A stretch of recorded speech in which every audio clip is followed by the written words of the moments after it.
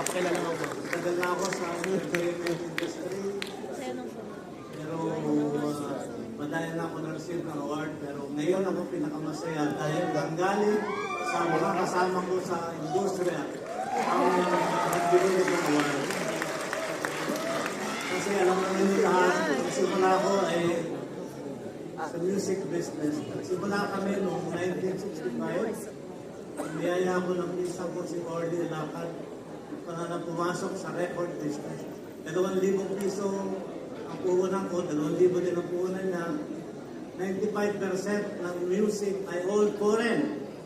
5% lang ang local. Kanina, pupunta ako dito, pinignan ko yung Spotify, yung top 50 Philippines, 70% OPM lang. So, maraming salamat. Congratulations to all the artists ngayon. At even yung mga dati na unang simula namin from the Victor Wood to Federico Corrales to the present, to Jim, Sarah Heronimo, Sharon Cuneta, Tito Soto, BST, Basil Valdez, Rico Puno, lahat sila. Congratulations. And maraming salamat, LDP, my classmate from grade school and high school. Salamat sa suporta and akala ko dati mag-isa lang ako nakakagpilit ng OPM. Ngayon, dalawa na kami, may mali ko lang. So, thank you.